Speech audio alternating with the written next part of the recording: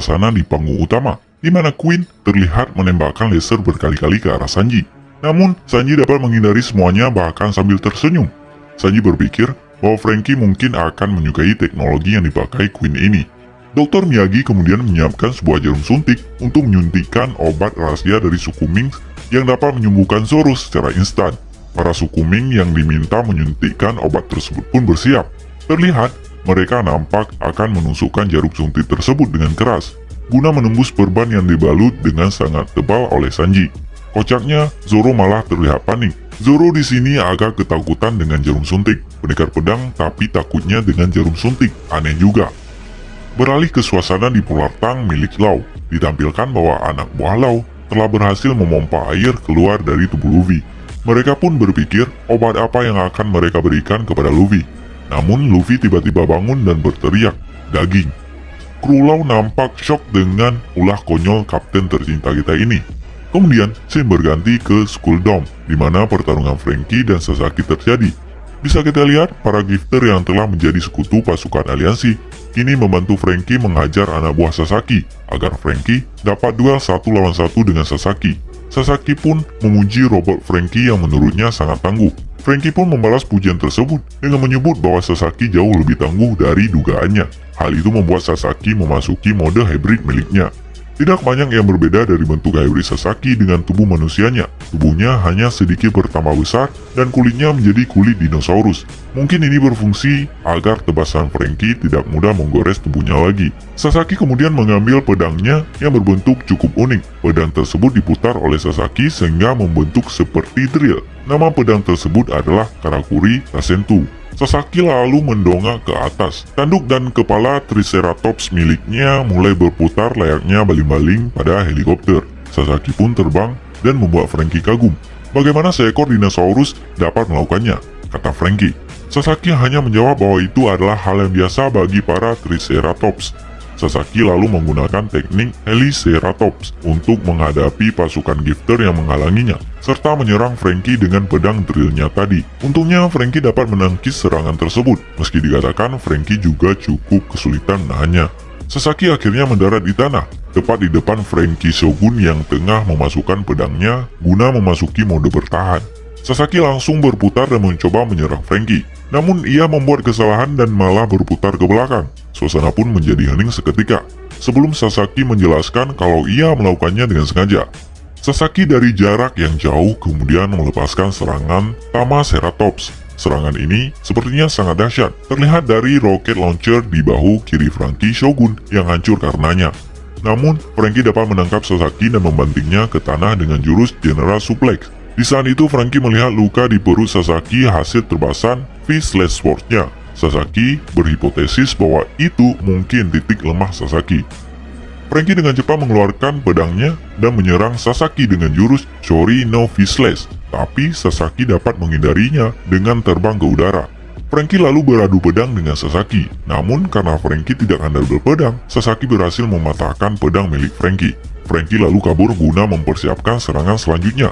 Sasaki mengejar dan menyerangnya lagi dengan Tamaceratops. Untungnya, Franky dapat membalas dengan General Cannon. Serangan itu dengan telak mengenai Sasaki, sehingga membuatnya melayang di udara dan mengeluarkan darah dari mulutnya. Namun Sasaki ini rupanya cukup tangguh dan tidak mudah menyerah. Ia masih berusaha membalas Franky dengan teknik baru, Magnum Ceratops. Efek serangan ini pun terlihat menghancurkan beberapa bagian dari Franky Shogun. Beruntungnya lagi, Franky dengan tepat waktu keluar dari robotnya. Franky yang berbaring di tanah menembakkan Franky Radical Beam ke arah Sasaki yang berada di atasnya. Laser Franky tersebut dengan telak menghantam perut Sasaki yang ternyata benar merupakan titik lemahnya. Sasaki akhirnya jatuh ke tanah dengan keadaan pingsan dan darah dari mulutnya. Scene lalu berganti menunjukkan atap kastil Onigashima, di mana pertarungan antara Kaido dan Yamato tengah berlangsung. Di sini kita bisa melihat bahwa mereka bertarung sembari berbicara kepada satu sama lain. Yamato, kuakui kau adalah petarung yang hebat. Meskipun aku tidak berencana memberikanmu buah iblis yang kudapat dengan susah payah, kata Kaido. Yamato lalu menjawab bahwa ia memakannya karena ia lapar. Dan karena itu juga, ia jadi tidak bisa berenang. Kemudian, kita akan diperlihatkan Yamato yang menunjukkan perubahan hybrid form milik Yamato, di mana giginya menjadi tajam.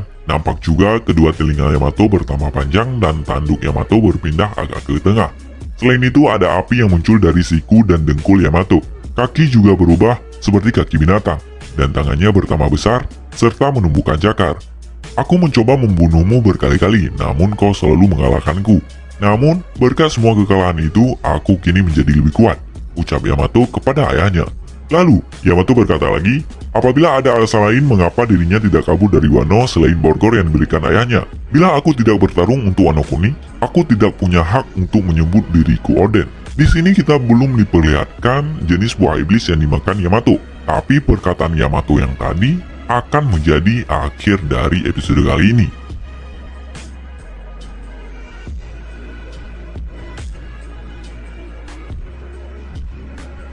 Ada 3 hal yang jadi fokus cerita di One Piece episode kali ini. Pertama adalah jenis buah iblis yang dikonsumsi oleh Yamato, anak dari Kaido. Jenis buah iblis Yamato memang sudah jadi perbincangan banyak orang sejak dia memperlihatkan gerak-gerik memiliki kemampuan buah iblis. Saat menghadapi Sasaki di chapter 996, ada satu scene di mana Yamato terlihat memunculkan taring dan membuat Sasaki kaget sekaligus khawatir. Namun saat itu belum jelas apakah taring itu merupakan kekuatan buah iblis Yamato atau bukan. Baru pada episode yang lalu, Yamato diperlihatkan memiliki kekuatan buah iblis. Dia tampak menggunakan mode hybrid dari buah iblisnya saat menghadapi Kaido, yang sekaligus menunjukkan bahwa buah iblis yang Yamato konsumsi adalah tipe Zoan. Nah, di episode kali ini, akhirnya jenis buah iblis yang dimakan Yamato dibocorkan oleh Eiichiro Oda. Buah iblis yang dimakan Yamato adalah Inu-Inu no Mi, tipe Mythical Beast, model Oguchi no Makami. Bagi kalian yang belum tahu, Oguchi no Makami adalah dewa berbentuk serigala dalam kepercayaan Jepang. Dia dipercaya tinggal di gunung dan punya tugas mengantar pesan untuk para roh sekaligus melindungi roh-roh tersebut. Di dalam dunia One Piece, Oguchi no Makami dianggap sebagai dewa pelindung negeri Wano dan termasuk buah iblis yang sangat berharga dan langka. Kaido pun menyebut bahwa dia menyesal telah memberi buah itu ke Yamato karena sang anak malah membangkang dan merasa dirinya adalah Kozuki Oden. Kaido ingin Yamato menuruti keinginannya untuk menjadi dewa pelindung Wano dan memimpin Wano sebagai shogun pengganti Orochi. Yamato pun menolak permintaan sang ayah karena dia punya keinginan untuk membebaskan Wano dari cengkraman Kaido dan Orochi. Dia berniat memenuhi impian Oden yang bermimpi membuka akses Wano ke dunia luar. Perdebatan ayah dan anak di episode ini diakhiri dengan benturan antara Bolo Bridge dari Kaido dan Namuji Hyuga dari Yamato. Fokus kedua dari episode kali ini adalah pertarungan antara Nico Robin, Brook, dan Black Maria. Black Maria dan anak buahnya sempat menggunakan kekuatan halusinasi untuk mengelabui Robin. Dia memunculkan Nico Olvia, ibu Robin, Dr. Clover, salah satu petinggi Ohara, dan Jaguar di Sol, mantan perwira angkatan laut yang punya hubungan dengan masa lalu Robin. Namun Robin menyadari bahwa itu semua adalah halusinasi dan langsung melakukan serangan Tresmano Fresia yang membuat ketiga anak buah Black Maria babak belur. Mengetahui anak buahnya yang tak berdaya, Black Maria turun tangan untuk mengejar Brook dan Robin. Robin dan Brook tampak terdesak lantaran senjata yang dimiliki Black Maria memunculkan api dan membuat mereka harus menghindar dan tidak bisa melakukan serangan balik. Namun Brook melihat celah untuk mematikan senjata Black Maria, karena ternyata di senjata itu ada sosok gifter yang bernama Wanyudo. Brook pun menggunakan kemampuan melepaskan jiwa dari tubuhnya sendiri dan melakukan serangan Cold Soul yang langsung mematikan api yang diciptakan Wanyudo. Meski serangan berhasil diatasi Brook, Black Maria tampak belum panik. Dia terus-menerus berbicara dan mencoba untuk membuat Robin tak fokus. Dia mengatakan bahwa teman-temannya di bajak laut topi jerami telah menjual dirinya agar bisa ditangkap oleh anak buah Kaido. Kata-kata Black Maria itu mengacu pada Sanji yang beberapa episode yang lalu meminta bantuan Robin. Padahal tahu bahwa itu adalah jebakan untuk menangkap Robin. Namun Robin dengan sigap membantah tudingan Black Maria dengan mengatakan apa yang telah dilakukan oleh Sanji adalah bentuk kepercayaan yang diberikan padanya. Pertarungan Robin versus Black Maria pun memasuki babak akhir.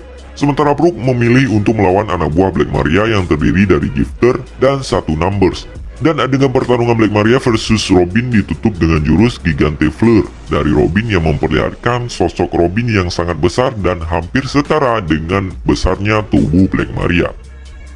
Terakhir kita akhirnya mendapatkan informasi terbaru dari Luffy dan Momonosuke. Momonosuke dan Shinobu yang sukses kabur dari serangan Kaido ternyata jatuh dari Onigashima dan mendarat dengan selamat di pelabuhan Wano. Di sana, dia bertemu dengan Luffy yang sudah sadarkan diri setelah diselamatkan oleh anak buah Trafalgar Law. Luffy tampak kelelahan karena dia butuh makan. Sayangnya, semua persediaan makan di lokasi itu sudah dihabiskan oleh Luffy dan dia tak berdaya. Di tengah-tengah kondisi itu, Momonosuke menceritakan kondisi Kinemon dan Okiku dan langsung mengeluarkan air mata. Melihat tangisan Momonosuke, Luffy marah dan mengatakan bahwa seorang pemimpin tak harusnya cengeng seperti itu. Ditambah lagi, di kondisi seperti sekarang, tangisan tidak akan menyelesaikan masalah dan malah akan menambah masalah. Episode pun ditutup dengan sebuah permintaan Luffy kepada Momonosuke. Luffy meminta Momo menggunakan kemampuan buah iblisnya dan berubah menjadi naga untuk bisa membawa Luffy kembali ke Onigashima agar bisa menyelesaikan pertarungan dengan Kaido.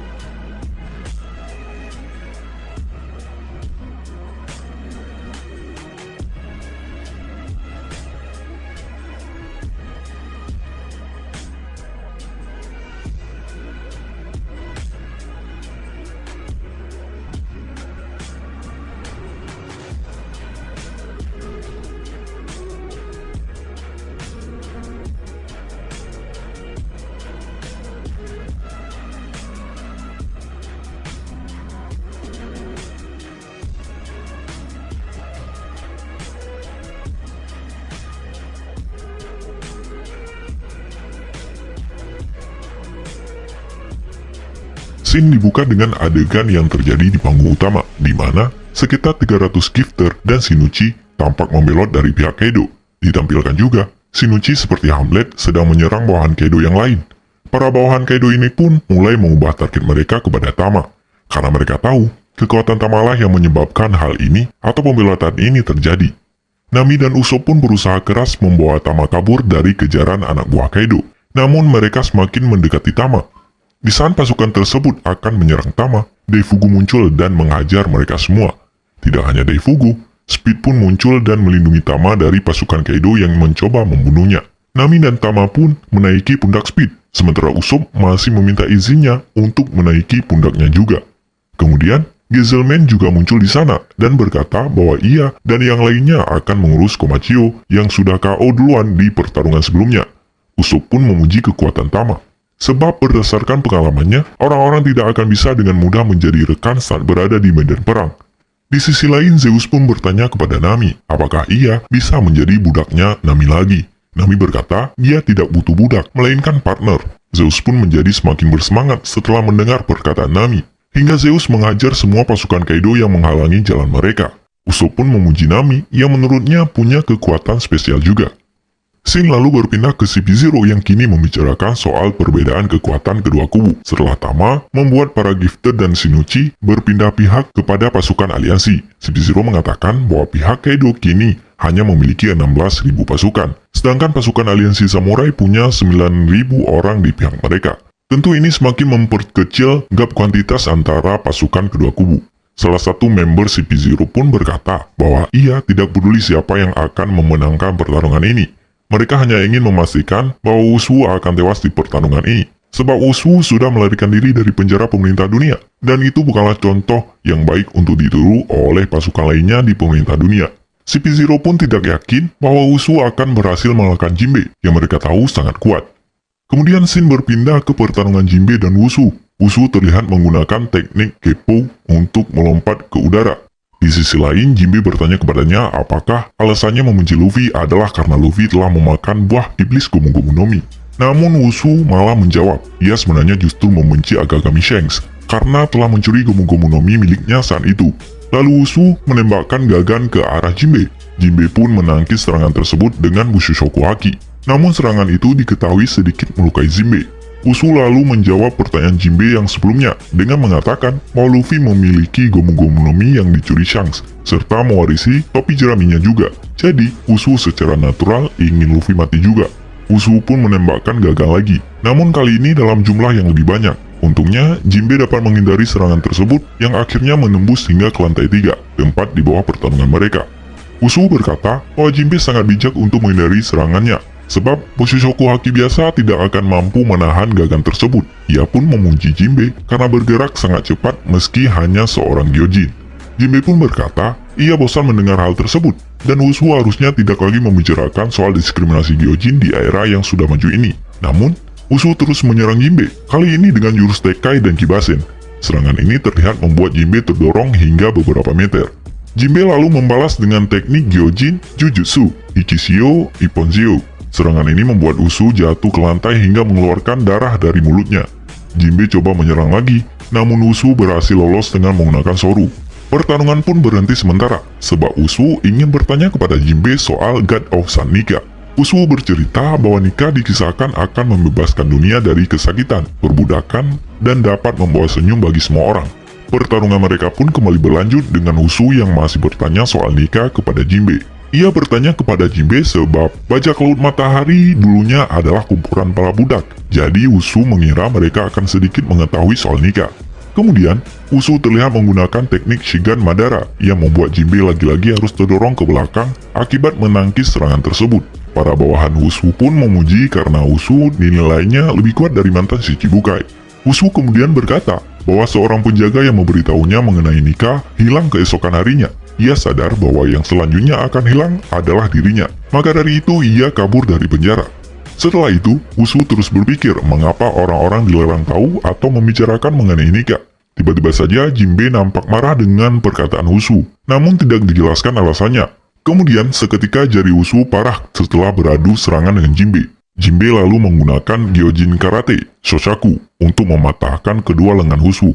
Wushu mencoba kabur dengan menggunakan yang Kyakkyu ke arah wajah Jinbe. Namun Jinbe tidak terlihat kesakitan sama sekali. Wushu sekali lagi menggunakan gagan, namun lagi-lagi dapat ditahan oleh Jinbe hanya menggunakan tubuhnya. Wushu yang kaget pun nampak mencoba kabur dari Jinbe, namun ia tidak sadar kalau Jinbe sudah menginjak ekornya.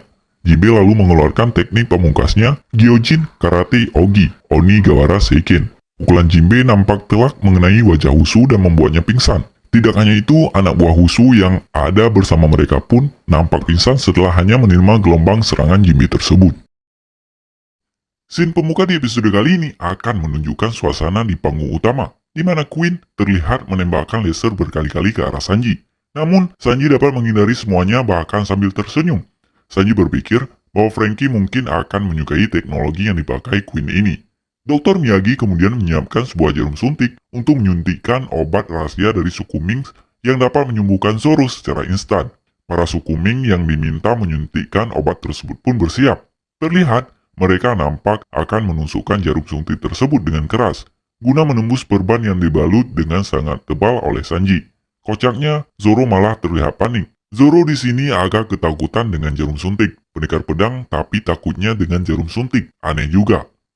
Beralih ke suasana di Polar Tang milik Law, ditampilkan bahwa anak buah Law telah berhasil memompa air keluar dari tubuh Luffy. Mereka pun berpikir obat apa yang akan mereka berikan kepada Luffy. Namun Luffy tiba-tiba bangun dan berteriak, daging. Kru Law nampak syok dengan ulah konyol kapten tercinta kita ini. Kemudian, scene berganti ke Skull Dome, di mana pertarungan Franky dan Sasaki terjadi. Bisa kita lihat, para gifter yang telah menjadi sekutu pasukan aliansi kini membantu Franky menghajar anak buah Sasaki, agar Franky dapat duel 1 lawan 1 dengan Sasaki. Sasaki pun memuji robot Franky yang menurutnya sangat tangguh. Franky pun membalas pujian tersebut dengan menyebut bahwa Sasaki jauh lebih tangguh dari dugaannya. Hal itu membuat Sasaki memasuki mode hybrid miliknya. Tidak banyak yang berbeda dari bentuk hybrid Sasaki dengan tubuh manusianya. Tubuhnya hanya sedikit bertambah besar dan kulitnya menjadi kulit dinosaurus. Mungkin ini berfungsi agar tebasan Franky tidak mudah menggores tubuhnya lagi. Sasaki kemudian mengambil pedangnya yang berbentuk cukup unik. Pedang tersebut diputar oleh Sasaki sehingga membentuk seperti drill. Nama pedang tersebut adalah Karakuri Rasentu. Sasaki lalu mendongak ke atas. Tanduk dan kepala Triceratops miliknya mulai berputar layaknya baling-baling pada helikopter. Sasaki pun terbang dan membuat Franky kagum. Bagaimana seekor dinosaurus dapat melakukannya? Kata Franky. Sasaki hanya menjawab bahwa itu adalah hal yang biasa bagi para Triceratops. Sasaki lalu menggunakan teknik Heliceratops untuk menghadapi pasukan gifter yang menghalanginya, serta menyerang Franky dengan pedang drillnya tadi. Untungnya Franky dapat menangkis serangan tersebut, meski dikatakan Franky juga cukup kesulitan menahannya. Sasaki akhirnya mendarat di tanah, tepat di depan Franky Shogun yang tengah memasukkan pedangnya guna memasuki mode bertahan. Sasaki langsung berputar dan mencoba menyerang Franky. Namun ia membuat kesalahan dan malah berputar ke belakang. Suasana pun menjadi hening seketika. Sebelum Sasaki menjelaskan kalau ia melakukannya dengan sengaja. Sasaki dari jarak yang jauh kemudian melepaskan serangan Tamaceratops. Serangan ini sepertinya sangat dahsyat, terlihat dari roket launcher di bahu kiri Franky Shogun yang hancur karenanya. Namun, Franky dapat menangkap Sasaki dan membantingnya ke tanah dengan jurus General Suplex. Di saat itu, Franky melihat luka di perut Sasaki hasil terbasan V-Slash Sword-nya. Sasaki berhipotesis bahwa itu mungkin titik lemah Sasaki. Franky dengan cepat mengeluarkan pedangnya dan menyerang Sasaki dengan jurus Shori no V-Slash, tapi Sasaki dapat menghindarinya dengan terbang ke udara. Franky lalu beradu pedang dengan Sasaki, namun karena Franky tidak handal berpedang, Sasaki berhasil mematahkan pedang milik Franky. Franky lalu kabur guna mempersiapkan serangan selanjutnya. Sasaki mengejar dan menyerangnya lagi dengan Tamaceratops. Untungnya, Franky dapat membalas dengan General Cannon. Serangan itu dengan telak mengenai Sasaki, sehingga membuatnya melayang di udara dan mengeluarkan darah dari mulutnya. Namun Sasaki ini rupanya cukup tangguh, dan tidak mudah menyerah. Ia masih berusaha membalas Franky dengan teknik baru, Magnum Ceratops. Efek serangan ini pun terlihat menghancurkan beberapa bagian dari Franky Shogun. Beruntungnya lagi, Franky dengan tepat waktu keluar dari robotnya. Franky yang berbaring di tanah, menembakkan Franky Radical Beam ke arah Sasaki yang berada di atasnya. Laser Franky tersebut dengan telak menghantam perut Sasaki yang ternyata benar merupakan titik lemahnya. Sasaki akhirnya jatuh ke tanah dengan keadaan pingsan dan darah dari mulutnya. Scene lalu berganti menunjukkan atap kastil Onigashima, di mana pertarungan antara Kaido dan Yamato tengah berlangsung. Di sini kita bisa melihat bahwa mereka bertarung sembari berbicara kepada satu sama lain. Yamato, kuakui kau adalah petarung yang hebat. Meskipun aku tidak berencana memberikanmu buah iblis yang kudapat dengan susah payah, kata Kaido. Yamato lalu menjawab bahwa ia memakannya karena ia lapar. Dan karena itu juga, ia jadi tidak bisa berenang. Kemudian, kita akan diperlihatkan Yamato yang menunjukkan perubahan hybrid form milik Yamato, di mana giginya menjadi tajam. Nampak juga kedua telinga Yamato bertambah panjang dan tanduk Yamato berpindah agak ke tengah.